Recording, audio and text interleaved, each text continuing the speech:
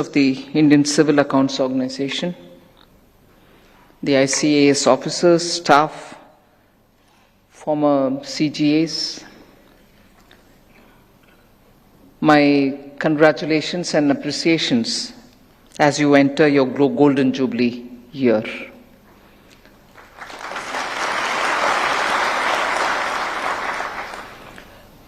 Whilst a lot of what I wanted to say for the benefit of record has already been covered by the Expenditure Secretary and the CGA himself, getting into a lot of specific details which are worth repeating any number of times, particularly when you enter your Golden Jubilee year.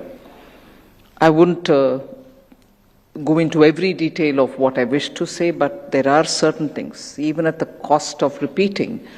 I see the presence of the media here, which is only right that they should be here to celebrate the 50 years of a very silent, performing, low-profile, but high-achieving department.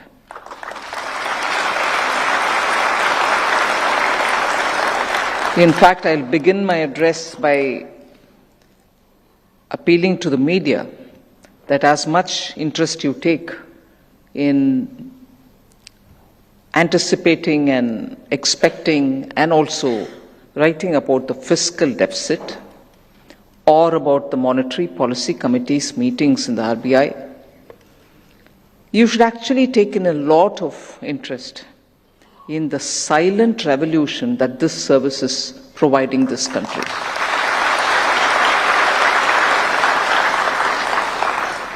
Because not now, not at the time of Arthashastra, or not just for the future. There is one duty which no government can escape. The better you perform, the better it is for the country. And that duty is to be transparent and be efficient in managing government funds. And that can never be overstated. And it is that in which a lot more awareness in the public mind is necessary. And therefore, very quickly to give a bird's eye view of the service and also the department, departmentalization was aimed at 76, so that every department has its own financial advisors and accounts are kept, and as and when it is necessary to get a picture, the department has the advantage, and therefore having them departmentalized was aimed as one of the important things, and it has served its purpose well, no doubt. If that marked the first milepost, completing 50 years will mark the next milepost. But no, you're completing the 50th year with such a landing on the south pole of the moon, equivalent that is, by the way in which since 2014 digitalization has happened. Departmentalization, digitalization. Remarkable achievement. And so it is just not, all right, one of the government department which has done well and which is there forever and which is going to serve the people of this country, marking 25th year, 50th year, 75th year. No. This 50th year, each one of you all should be served the best, choicest ice cream you want, because it is that kind of a celebratory milepost that you've reached. Not just 50 years, but what kind of work in the last particular 10 years through the digitalization. So if the larger principle that the country has to be better managed, monies have to be responsibly handled and judiciously spent for optimal benefit for the taxpayers, every rupee, it happens here.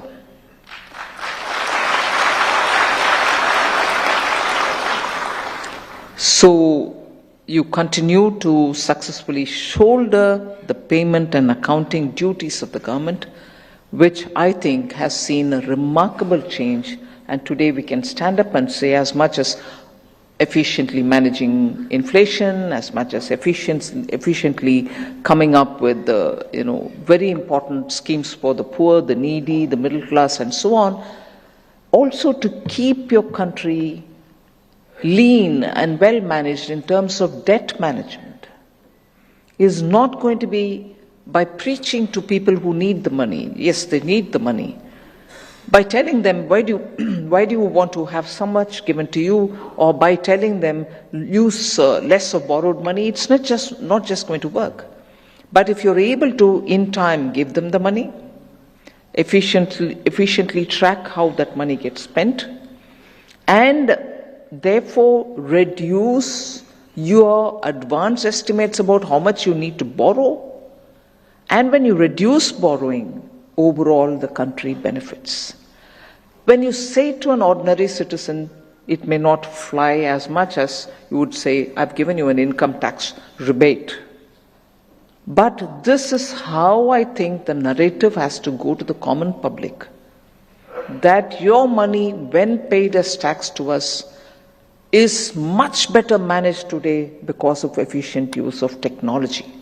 And that is where the digitalization attempts are bearing results.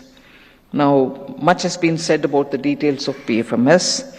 I do not want to again go into some of the specifics, but there are, I think, 7 or 8 specific objectives which this serves us, and therefore on that, again, for the appreciation of the media, I would want to say this. The goals, one of them, reaching out to the last mile. The PFMS actually serves us well because 60 crore beneficiaries, and that is the largest in the world of IT-based platforms, which serves in transfer and payments. So it benefits how many people? Over 60 crore beneficiaries.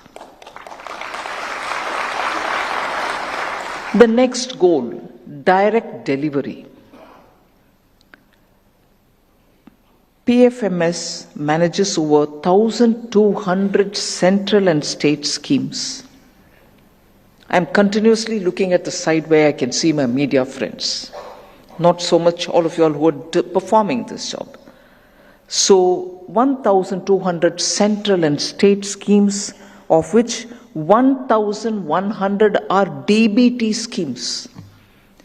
So off the cuff, when citizens are receiving their pensions or any other elements that they should get, whether it is for the gas cylinder that they buy, everything is going via direct payment. So there are no middlemen, no unborn children getting allowances. Everybody who receives has a biometric verified account into which the money goes. So 1,100 of the 1,200 central and state schemes are under DBT. The third objective which gets served is end-to-end digitalization. PFMS integrates 250 or over 250 external systems, such as the GEM portal, the GSTN, Tax Information Network, the TIN 2.0, PM Kisan, and many more such. So 250 external systems are integrated, and it serves end to end. So that is how digitalization has spread itself for effectiveness. Naturally, the next goal gets served, which is supports cooperative federalism.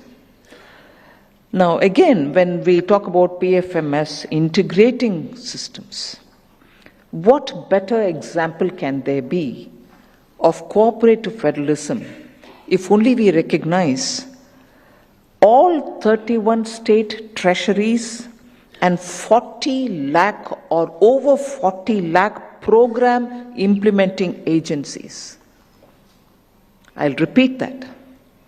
All 31 state treasuries and over 40 lakh program implementing agencies enabling unified financial management across states. Look at the dimension. Just look at the dimension of this. A country with over 140 billion population, a country which is the largest democracy, but yet has provincially elected governments. All their systems are integrated and managed by our friends here. So what does this goal serve us for? It's not just bringing the financial management across the states on board to one platform, standardizes reporting mechanisms. So it's not as if one agency is giving one reportage, which is very different from somebody else. Everything is now formatted well, and you're getting it. Why is it important? This reportage is on the taxpayers' money, how it was sent, how it was received, how it is getting spent, who are the beneficiaries. If there is a unified way and a uniform way in which information is spreading, is it not good for transparency? Improved fund tracking and enhanced fiscal coordination. So the next objective, network of networks. So it interfaces, the PFMS interfaces with over 650 financial institutions.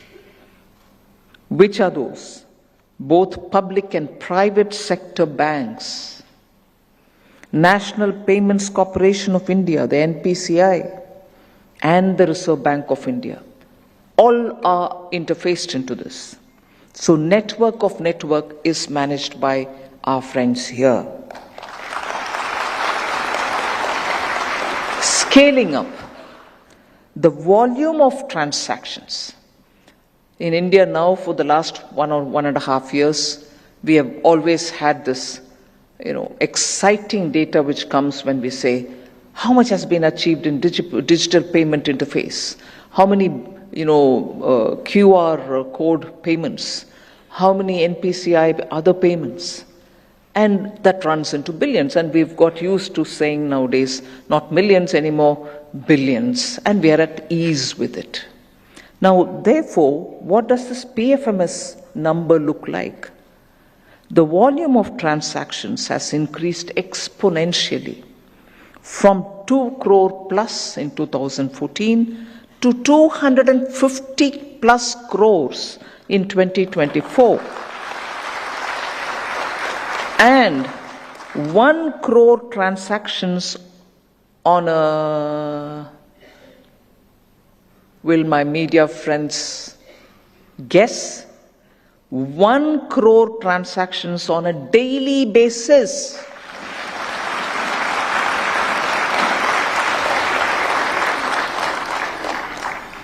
And one other, but for my purpose, the last of the objective which is getting served.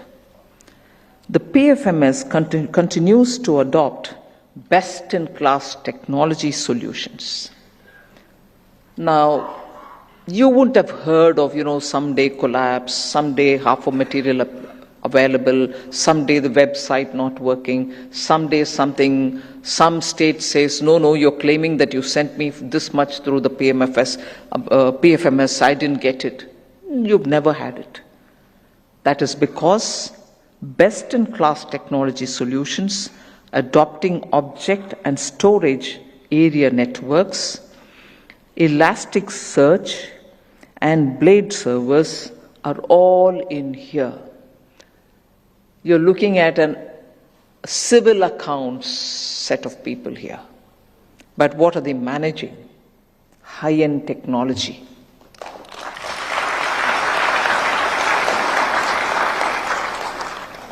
So, continuing further, you have your TSA, you have the SNA, all that has been explained. But just again, get into the numbers of what's quietly happening. What has it actually given us? The TSA, which is the system in autonomous bodies, right? And the SNA and the CNA are systems introduced for just-in-time release to the states. So the TSA alone, which means the public autonomous bodies alone, have saved more than 15,000 crores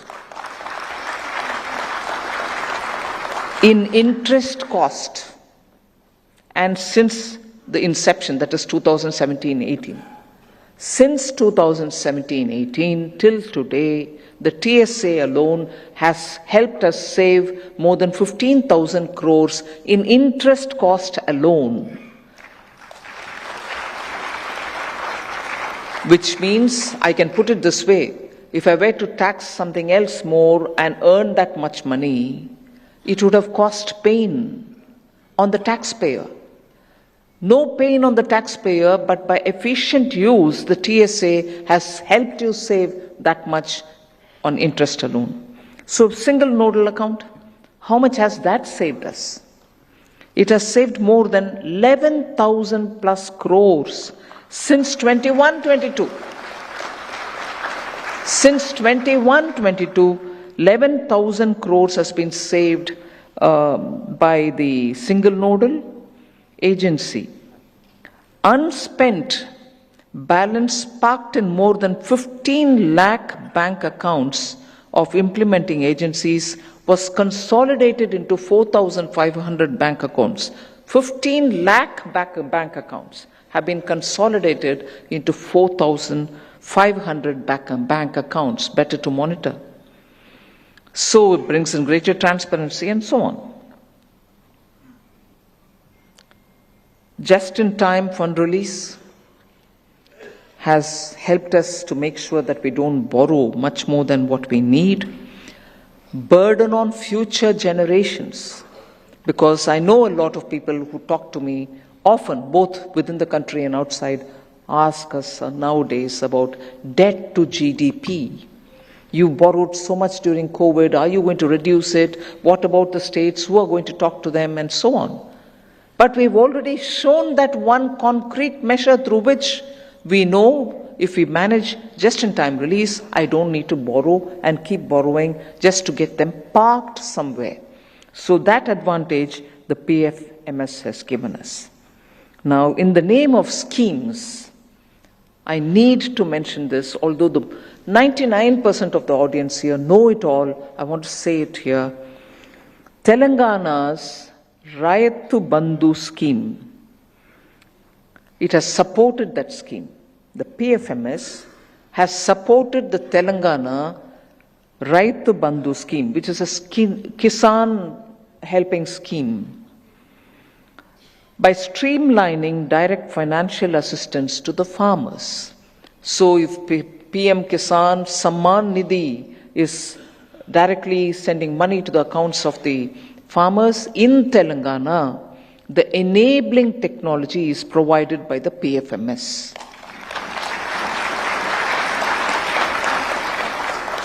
During Kerala's flood relief efforts, the PFMS was the technological support given by our people here, which ensured swift and transparent disbursement of aid. It helped Telangana, it continues to help Telangana, it is helping Kerala. In Maharashtra, scholarship distribution system leveraged PFMS for timely and accurate payments to students. And across Punjab, Bihar, Haryana, Gujarat, and Jharkhand, pension schemes for the old age is enabled using PFMS. So, what is that big thing which a central government can do to facilitate in the name of cooperative federalism? You can devolve taxpayers' money, you can do many things about schemes and so on, but this is a silent technological revolution in which states are finding a lot more ease of operation, ease of getting their government business done by adopting the PFMS and the technology, and the silent pioneers are in this room for you.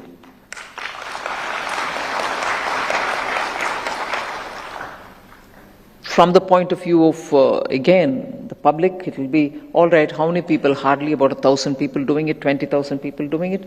Every person is important, and I was happy to hear the CG mentioning about the 76 posts, absolutely necessary for the service to handle its responsibilities, and I'm very happy to have cleared that. Also, the mission recruitment, which has been launched, the organization has offered appointments, jobs and jobs everywhere. People talk about government jobs. This one department has offered appointments to nearly 1,900 Group C staff across the country.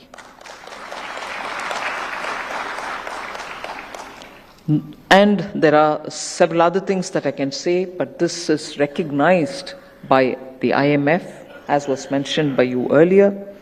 The compliance with the IMF's special data dissemination standards is something which has quietly brought in greater international credibility of financial reporting, which is absolutely important because you don't want to be like a banana republic. You don't know what comes, what gets spent, and who's keeper of the books. Everything is available, transparent, online for people to see, and therefore, when the reporting happens, it gets international recognition.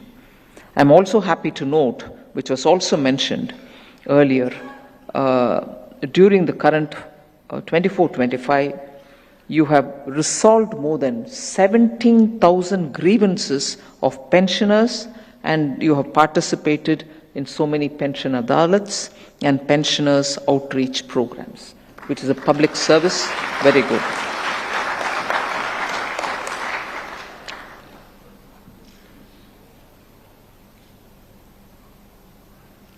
There is just a lot more to do for a growing country, a country which has aspirations very high, and without setting too much expectation for a team which is performing and continuously performing to improve its own standards.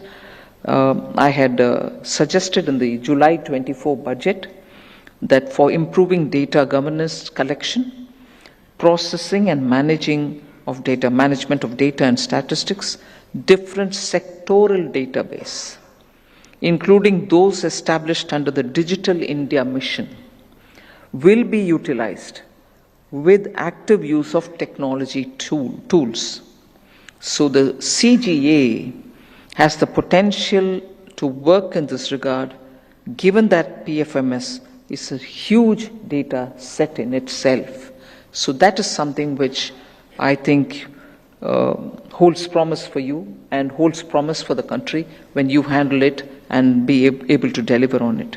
So I would also like you to examine, in consultation with the CAG, whether it would be possible to make the annual accounts more approachable and user-friendly and allow citizens to analyze easily and generate customizable and simpler reports. Now that there's so much of integration of so many different digital portals, getting so many states on board, there can be a lot more of research which can be carried out based on the data set that you have. So if you're able to make the report a lot more user-friendly, that itself can generate a lot of interest in the work that you do. Although it is recognized, I would still place it on the table for you to consider.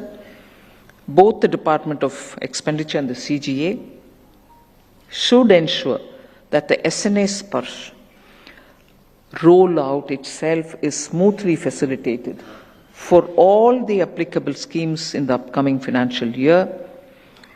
CGA should handhold states in seamless onboarding and transition from whichever they have to the SNA Sparsh, and convince them about the benefits of this reform and quick adaptation. marking 50th year, celebrations are due, is fine. But I think there's more engagement with the states which is required. So as I was seated next to the CGA, I did suggest to him that in the guise of your celebration of the 50th year, across the country, you should engage with your counterparts in the states to speak more about what you're offering and also take their inputs.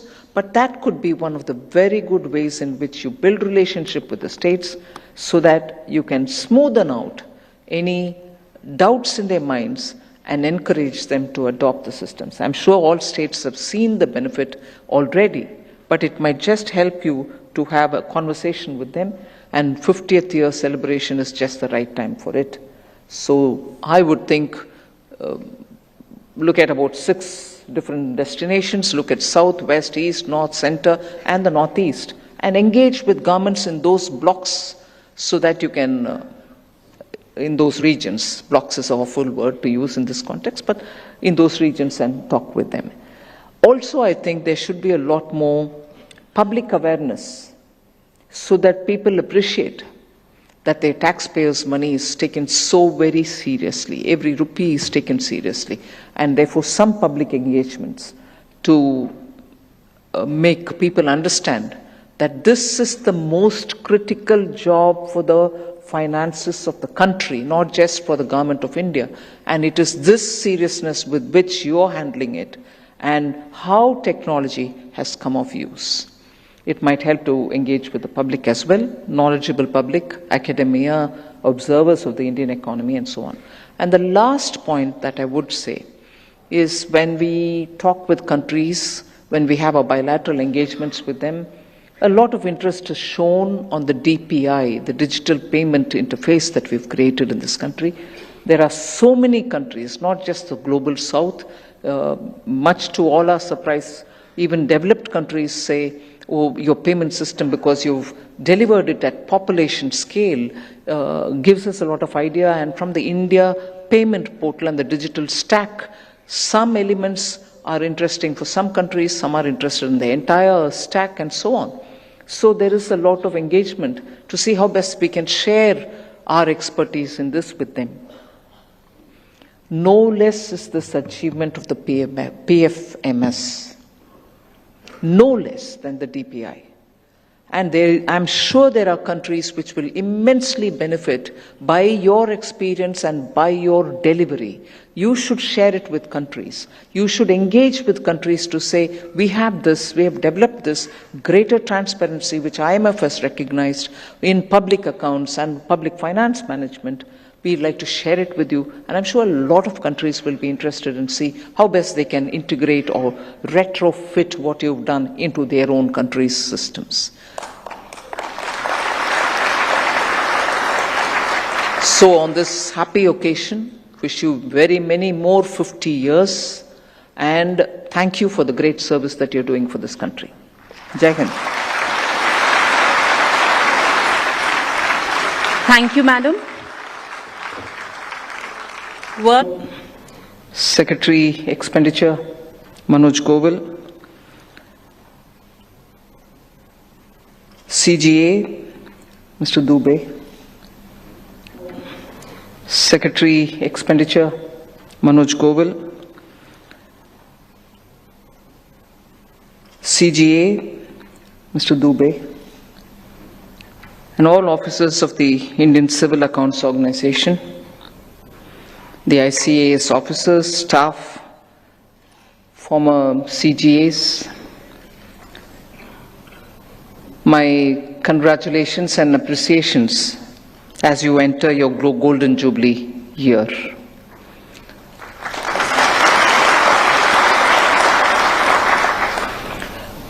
Whilst a lot of what I wanted to say for the benefit of record has already been covered by the Expenditure Secretary and the CGA himself, getting into a lot of specific details which are worth repeating any number of times, particularly when you enter your Golden Jubilee year, I wouldn't go into every detail of what I wish to say, but there are certain things, even at the cost of repeating. I see the presence of the media here, which is only right that they should be here to celebrate the 50 years of a very silent, performing, low profile, but high achieving department.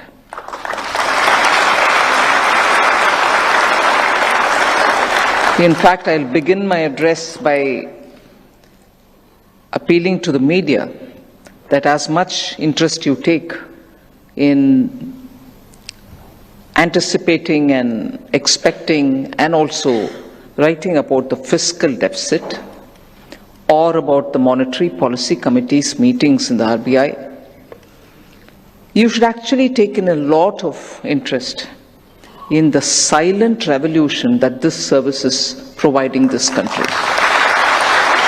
Nirmala